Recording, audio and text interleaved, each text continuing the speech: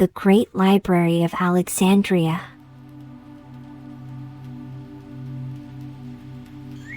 What we lost in the flames. A slow walk through one of humanity's greatest intellectual tragedies. Narrated by the gentle scholar. Like and follow for more.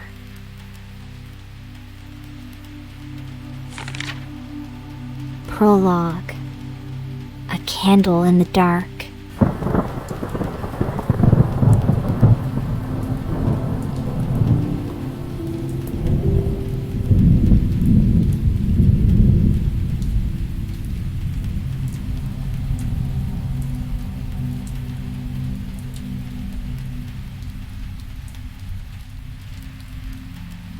Close your eyes.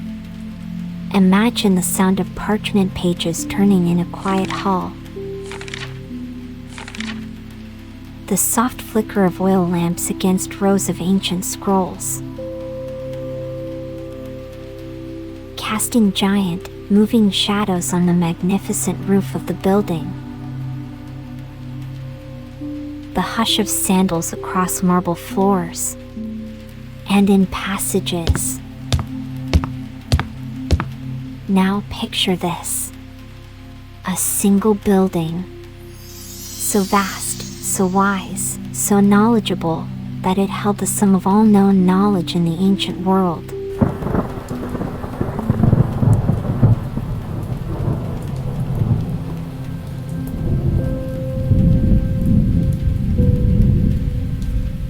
Wow! This was the Great Library of Alexandria. Built in Egypt over 2,000 years ago, it was a place where curious minds and gentle scholars met across time and culture.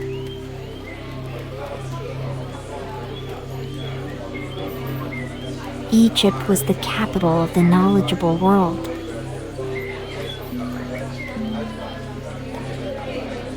But it didn't last. There was a fire that lit up the content of the library. What we lost in the flames was more than parchment and paper. We lost stories, inventions, undeveloped ideas, untested ideologies. Of this world, beyond the known world, and of the afterlife.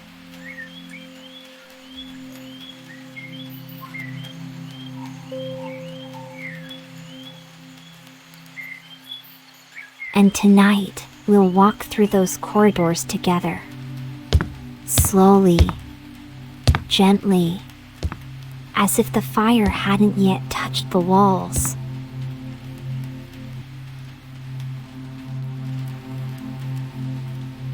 As if we could still hear the gentle scholars breathing beneath the shelves.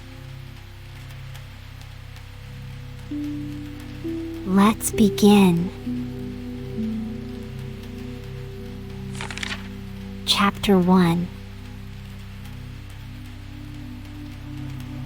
A City of Curiosity.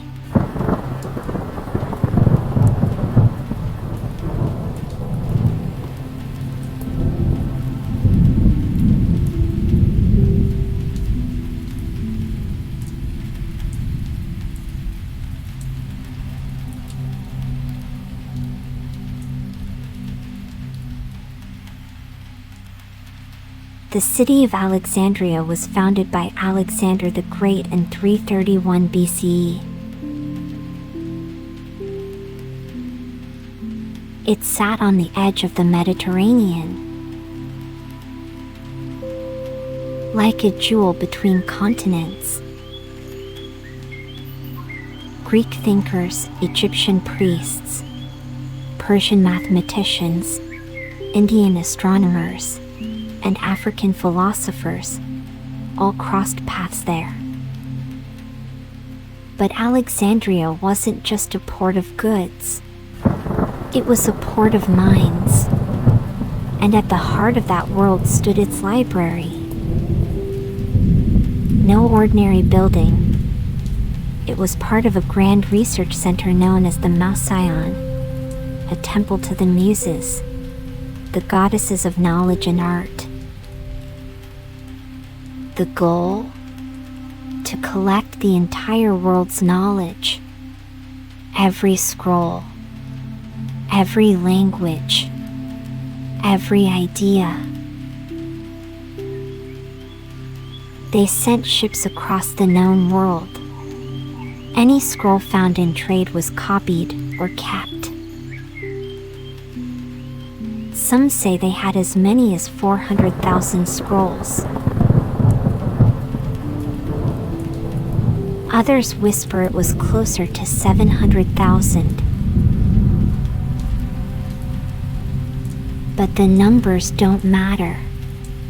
What mattered was the dream, that no knowledge should be forgotten. Oh, Alexandria, a city that believed in remembering everything. Only the mind could fathom the treasure of knowledge this present world would have known from over 2,000 years ago from several cultures and subjects. Chapter 2. A temple of parchments, papers, and thoughts.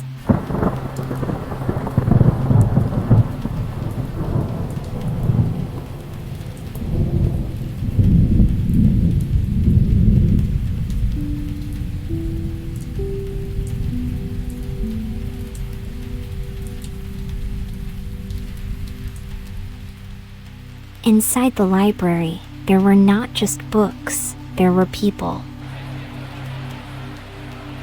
Great minds from diverse cultures, religions, and influences. Philosophers debated under shaded courtyards. Doctors experimented with herbs. Mathematicians puzzled over stars and numbers. Poets listened to the sea to find the rhythm of new verses. The library wasn't quiet, not in the way you might imagine. It was full of questions. How does the body heal? Why do the stars move? What lies beyond the Nile? What is music made of? They studied not to conquer, but to understand. And the librarians? Ah, the librarians. They were not mere keepers of shelves. They were thinkers, too.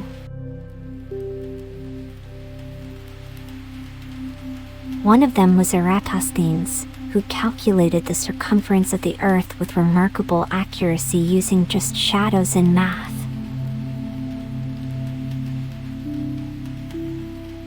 Another, Herophilus, studied the human nervous system.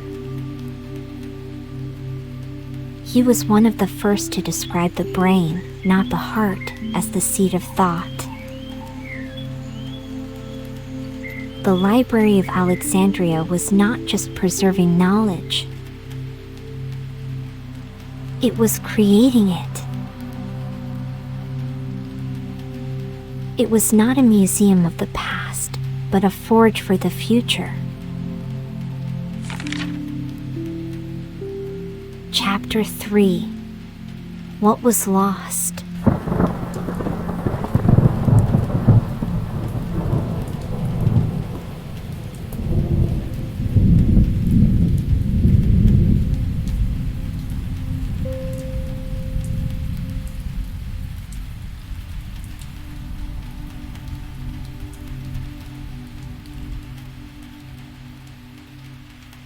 It is difficult to describe what was lost, because we don't even know all that was there.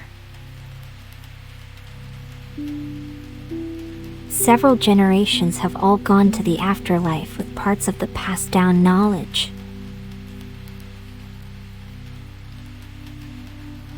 Some say originators, creators, and composers, the likes of Homer's original works, were stored there. Older, more complete than any version we now have. Homer was the ancient Greek poet, traditionally credited with composing two of the most famous epic poems in Western literature. The Iliad, a tale of war, rage, and honor during the Trojan War, and the Odyssey, a sweeping journey of survival, trickery, and longing after the fall of Troy.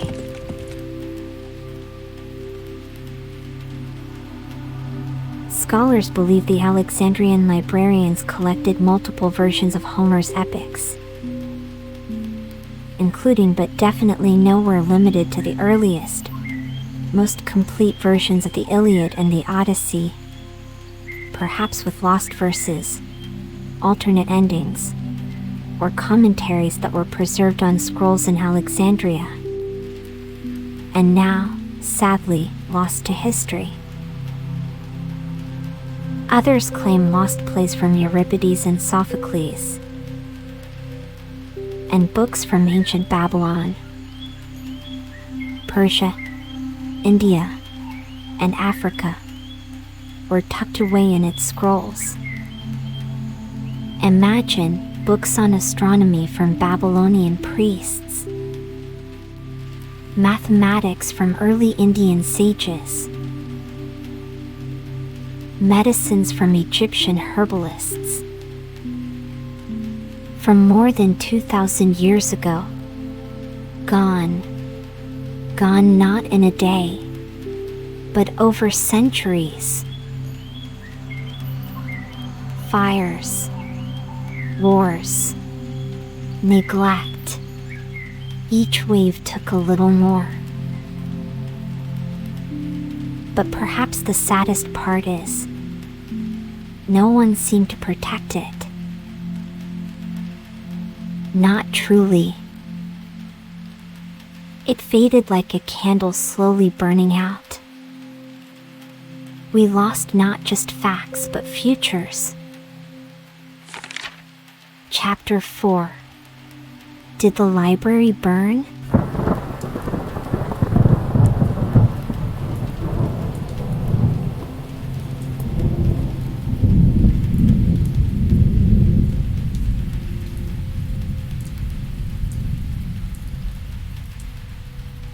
The question often whispered through history is simple. Did the Great Library of Alexandria burn? And the answer, like most truths wrapped in time, is not simple at all.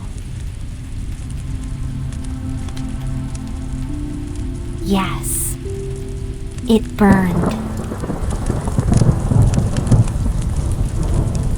But not in the way we imagine. Not in one grand, tragic night of flames licking at ancient scrolls. Shelf after shelf. Not in a single spark that silenced the world's ancient wisdom. The loss was slower, more human. Sadly, in 48 BC, Julius Caesar set fire to his ships during a siege to block the Egyptian navy.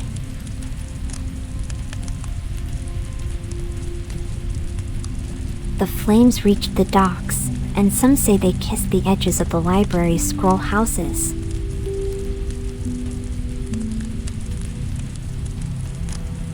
A portion may have been lost then. An annex, perhaps.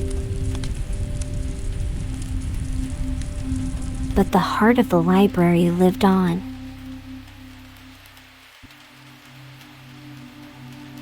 Centuries passed, Empires shifted. Faiths rose.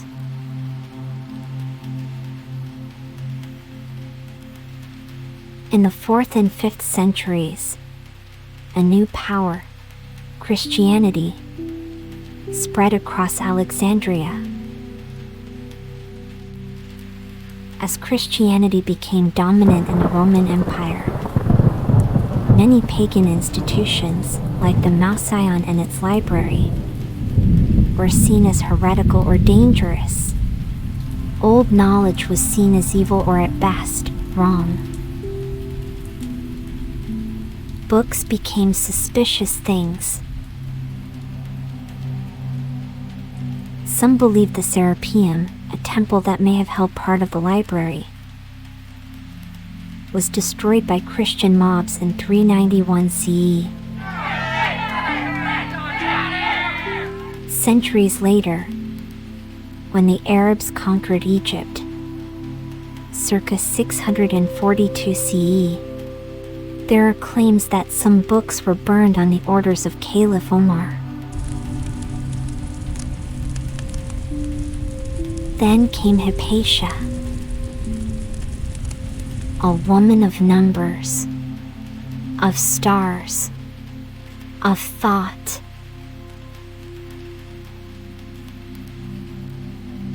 A philosopher and mathematician linked to the intellectual legacy of the library. She walked the streets of Alexandria as a symbol of reason in a time that no longer treasured it. She taught students of all faiths. She wrote commentaries on geometry and astronomy. She was torn from her chariot and unalived by a mob over religious and political reasons. Agnosiophobia, the fear of not knowing or not understanding, played a major role in this. This marked a symbolic end to Alexandria's scholarly era. Though not a fire, it was a tragic extinguishing of the library's spirit.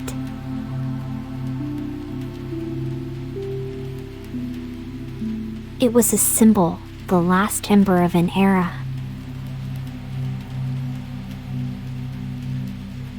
Some stories speak of the Arabian Caliph Umar, who allegedly burned the last of the scrolls in the 7th century. The scrolls were then used to fuel the public bathhouses of Alexandria, and the fire lasted for 6 months.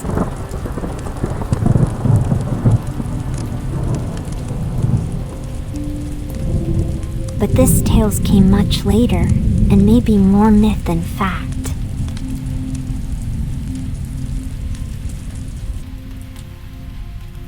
So, did the library burn? Yes.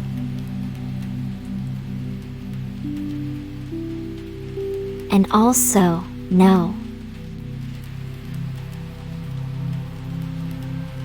It burned in moments, in decisions, in silences.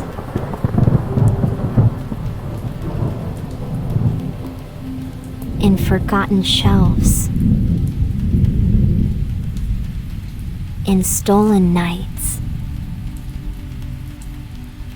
In scrolls left unguarded. And dreams left unshared. Some destruction roared. Many whispered. Some flames destroy. Others vanish quietly. Scroll by scroll. One gentle scholar after another, until nothing was left centuries after. So it wasn't one fire. It was many small ones. Over time. Over hearts. And perhaps that's the most haunting kind of loss. The kind that disappears before we know it's gone. The ones that are gone because our beliefs does not align with it.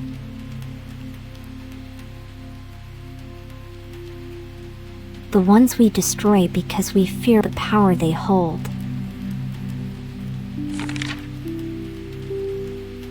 Closing reflections. A dream not fully lost.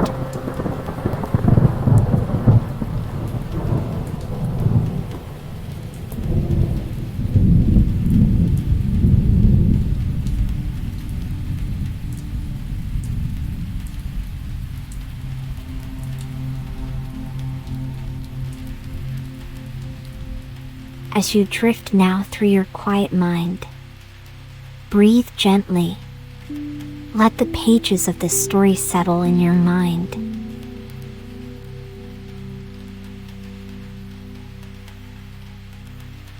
Tonight, you walked among stone walls filled with scrolls.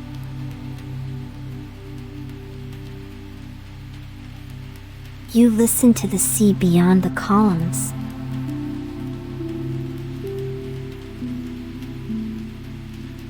You stood beside thinkers who dared to wonder.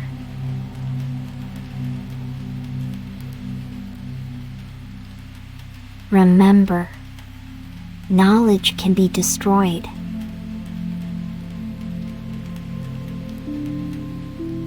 But the curious mind of a gentle scholar cannot.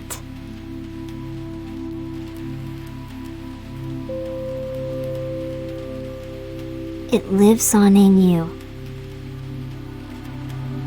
In me, in all of us. Let this thought guide your dreams. To ask is to remember. To learn is to preserve. And to share is to rebuild. The library may have burned, but the longing to understand lives on many, many centuries after the idea of the Great Library of Alexandria was born and implemented.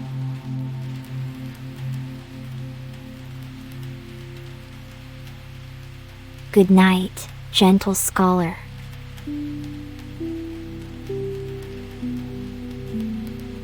Sleep and remember.